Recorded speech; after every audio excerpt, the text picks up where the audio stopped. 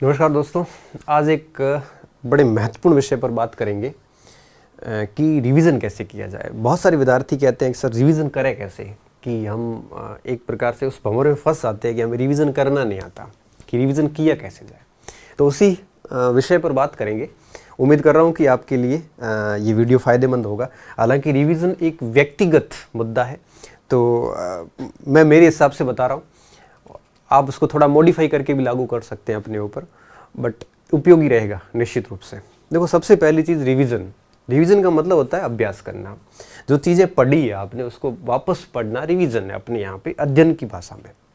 तो जब हम कोई विषय पढ़ते हैं, चाहे इतिहास पढ़ रहे हैं, चाहे ज्योग्राफी पढ़ रहे हैं, चाहे पॉलिटी पढ़ रहे हैं, उसका बार बार वापस पढ़ना ही रिवीजन है। और मेरा ये मानना है कि बिना रिवीजन के अध्ययन कभी पूर्ण नहीं होता। और रिवीजन के अभाव में आपने अगर कितनी भी बार कितना ही अच्छा काम किया है, अगर आपने रिवीजन नहीं किया तो आपको रिजल्ट नहीं देगा। मैंने देखा है कि जब भी कोई एग्ज़ाम होता है तो एक बच्चा पूरे साल बढ़िया मेहनत करता है और लास्ट में रिवीजन के अभाव में वो फेल भी हो जाता है। तो रिवीजन किसी भी सफलता में सबसे ज़रूरी कारक होता है। इस रिवीजन को आखिर कैसे किया जाए ताकि हमारे लिए एक प्रकार से परफेक्ट तरीके से काम हो जाए। देखो, रिवीजन करने के बहुत सारे तरीके हैं। मुझे सबसे बेस्ट क्या लगता है मैं वो बताता हूँ। सबसे पहली चीज़, जब आप पहली बार कोर्स पढ़ रहे हो, पहली बार पाठ्यक्रम पढ़ रहे हो, तो जब आपने शुरू किया, जैसे अभी रीट स्टार्ट किया है या फिर फर्स्ट ग्रेड की तैयारी शुरू की है या कॉलेज लेक्चर की तैयारी शुरू की है, तो जब पहली बार आप कोर्स पढ़ते हो तो निश्चित रूप से आप साथ साथ में दो विषय लोगे। तो एक या दो विषय तो साथ में लोगे, क्योंकि एक विषय में बोर हो जाते हैं, क्योंकि एक विषय आप लंबे समय तक पढ़ोगे, फिर दूसरा विषय लोगे, फिर तीसरा लोगे। ऐसे करोगे तो पहला विषय वापस भूल जाओगे, ये बहुत दिक्कत होती है। तो कम से कम दो विषय तो अपने साथ लीजिए। एक मॉर्निंग शिफ्ट में ले लो, एक इवनिंग शिफ्ट में ले लो। कम से कम दो विषय तो आप साथ में रखिए। अब इनको करना क्या है, जैसे मान लो अब यहाँ पे दो टाइप से दो चीज़ें हो सकती है। सबसे पहली चीज़ ये कि कम से कम 6 दिन आपने जो पढ़ा, 6 डेज, जैसे मान लो कि आपने इतिहास ली और प्राचीन भारत में आपने 6 दिन में एक सिंधु घाटी और वैदिक काल 2 पाठ पढ़ लिए। अब 6 दिन में 2 पाठ पढ़ लिए और इधर आपने भूगोल ले ली, और इस ज्योग्राफी में आपने अक्षांश देशांतर और पृथ्वी की गतियाँ पढ़ ली जैसे मान लो। तो 6 दिन के अंदर आपने इन 6 दिनों में भूगोल के 2 पाठ पढ़ लिए और इतिहास के भी मान लो 2 पाठ पढ़ लिए। तो अब आपका 7वें दिन क्या करना है, आपको 7वें दिन आप क्या करोगे, 7वां 8वां 9वां हो सकता है एक दिन में रिवीजन कर लोगे, 2 दिन कर लो, 3 दिन कर लो, और क्या। तो जब आप 6 दिन में जो पढ़ा वो फिर आप 7वें 8वें 9वें 2 दिन 3 दिन, एक दिन में होता तो एक दिन ही सही, कोई 2 दिन में करेंगे तो 2 दिन ही सही, कोई 3 दिन में करेगा तो 3 दिन। मैं कहूँगा कि आप 6 दिन पढ़ो और 7वें दिन रिवीजन करो। तब बच्चे का मैसेज आता है, सर एक दिन में पूरा नहीं होता तो भाई 2 दिन में कर ले, सर 2 दिन में पूरा नहीं होता तो 3 दिन में कर ले। इसमें पूछना क्या है। तो वापस 2-3 दिन रिवीजन कर लो। उसके बाद में रिवीजन कर लिया एक बार, फिर आगे 6 दिन और पढ़ लो। फिर आगे 6 दिन में जैसे 2-4 टॉपिक और पढ़ लिए, फिर उसका वापस 1-2 दिन रिवीजन कर लो। ऐसे कर करके आप एक बार ये दोनों विषय पूरे कर लो। हर 6 दिन पढ़ो, 6 दिन के बाद 2 बार रिवीजन कर लो, एक बार रिवीजन कर लो। ऐसे करते करते जैसे ही 2 विषय पूरे हो जाएंगे तो निश्चित रूप से आपका कोर्स काफ़ी कुछ अच्छा हो जाएगा। फिर क्या करना है, फिर जैसे मान लीजिए कि आपकी पूरी पेपर में, जैसे मान लो आप किसी सेकंड ग्रेड की तैयारी कर रहे हैं, फर्स्ट ग्रेड की कर रहे हैं, मान लो टोटल 8 विषय हैं, तो ऐसे 2 विषय जैसे पढ़े हैं वैसे अगर आप सारे के सारे विषय ऐसे कर लो, 3 4 5 से ज़्यादा विषय मेरे हिसाब से किसी में नहीं है, क्योंकि मैक्सिमम 5-6 विषय से ज़्यादा किसी में होते नहीं है। और 6 विषय होते हैं तो फिर उसमें पार्ट भी बहुत छोटा छोटा हो जाता है। जैसे अब पटवारी की बात करें तो उसमें भी बहुत छोटे छोटे पार्ट है, बहुत बड़े बड़े पार्ट नहीं है। तो ऐसा पहली बार जब ऐसे कोर्स पूरा करोगे तो निश्चित रूप से 3-4 महीने का समय लगेगा। क्यों? क्योंकि ये 2 विषय पूरे होने में 1.5 महीने का समय लग जाता है, फिर 1.5-2 महीने के समय 2 विषय और 3, और फिर 1.5 महीने का समय और, तो करीबन 5-1 महीने लग जाते हैं। जब 5-6 महीने लग जाते हैं जब हम पहली बार कोर्स पढ़ते हैं। तो जो पहली बार कोर्स जब पढ़ते हैं तो हमें रिवीजन सामान्यतः 6-7वें दिन कर लेना चाहिए। सामान्यतः बता रहा हूँ, ऐसा ज़रूरी नहीं है, कोई नियम नहीं है। आपको ठीक ठाक याद रहता है तो आप 10वें दिन 15वें दिन भी कर सकते हो। अब बात आती है जब आप दूसरी बार कोर्स शुरू करो। एक बार तो ऐसे पूरा कर लिया, अब आपने दूसरी बार कोर्स स्टार्ट किया। अब दूसरी बार आपको छठे सातवें दिन देखने की जरूरत नहीं है। दूसरी बार जब आप पढ़ो तो आप 15-20 दिन बाद देखो। जैसे मान लो 15 दिन में जो पढ़ा वो 16, 17 और 98 दिन, या 16, 17, 18 इन दोनों 3 दिनों में वापस उसका रिवीजन कर लो।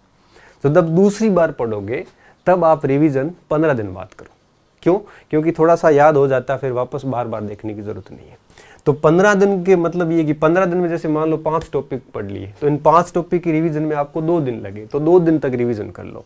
उसके बाद फिर इस तरह से चलते रहो। तो कहने का मतलब ये हुआ कि जब आप पहली बार कोर्स करते हो तो आपको रिवीजन कितने दिन बाद करना है? 7 दिन 10 दिन बाद करना है। और जब दूसरी बार कोर्स करते हो तब आपका टाइमिंग बढ़ा देनी है, 15 दिन बाद रिवीजन कर लो। और जब आपका कोर्स तीसरी बार निकलेगा, मैं हमेशा कहता हूं कि आपके चयन के लिए आपका सिलेबस आप कम से कम 4 बार पूरा करो, तब जाके 100% चयन होता है। आप चाहते हो कि मैं 2-3 महीने में चयन लेना चाहूँ तो भैया ठीक है, हो जाए तो अच्छी बात है, बाकी होता बड़ा मुश्किल काम है। फिर जब आप तीसरी बार रिवीजन करो तब आप 1 महीना ले सकते हो।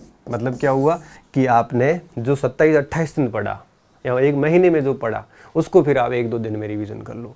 इस प्रकार से आप तीसरी बार जब कोर्स करते हो तब आपको रिवीजन करना 1 महीने बाद, दूसरी बार कोर्स करते हो शुरू तब आपको रिवीजन करना है 15 दिन बाद। जैसे मैं एक सामान्य एग्जाम्पल लेता हूँ, जैसे मैंने भूगोल लिया और मैंने भारत का भूगोल शुरू किया।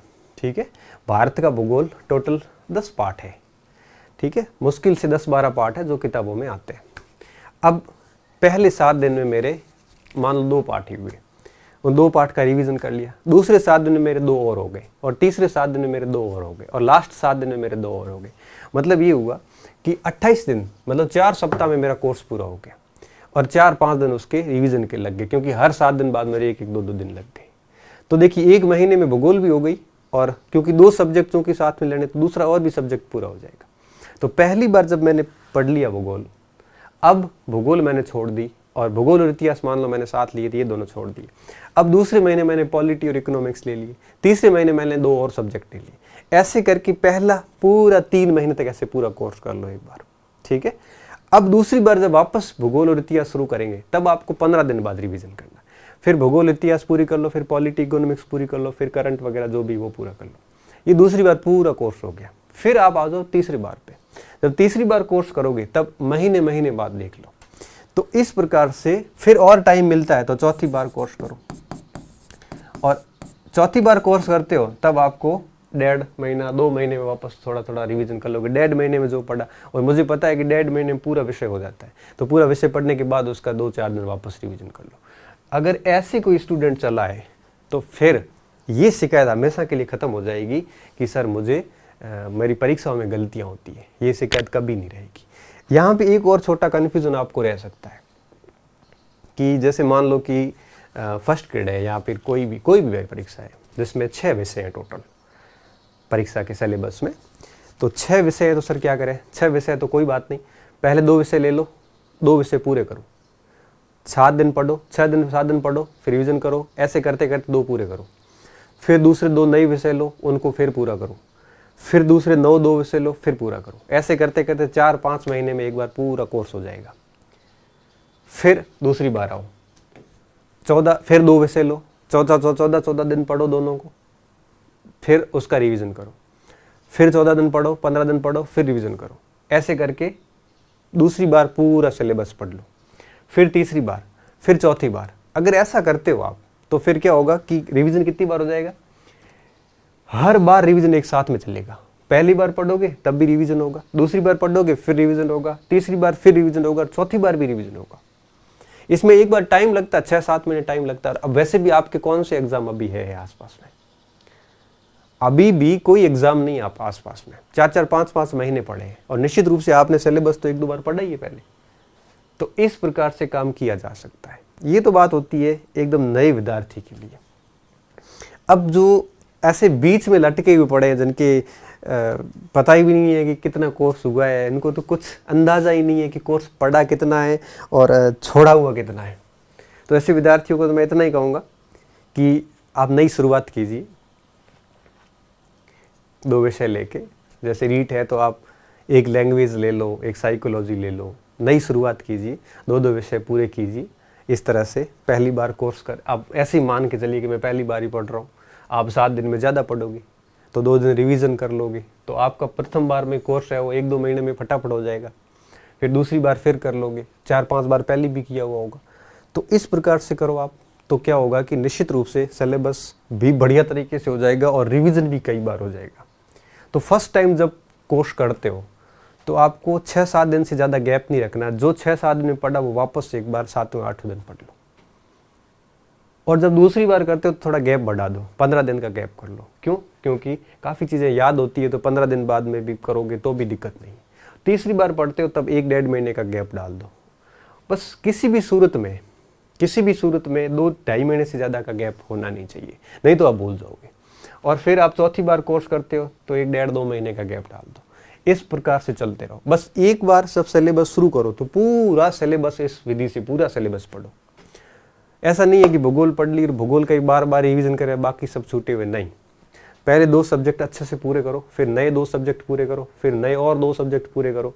जैसे मान लो 4 महीने लग गए तो पहले महीने वाला वापस उठाओ अब 4 महीने बाद, फिर 15 दिन बाद रिवीजन करो। इस टाइप से उसको पूरा करो।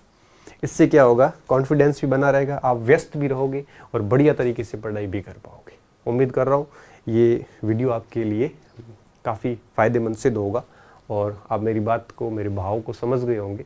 नहीं समझे हो तो एक बार फिर वीडियो को वापस सुनना, तो निश्चित रूप से ये चीज़ें आपको फ़ायदा देगी। बहुत बहुत धन्यवाद विद्यार्थियों।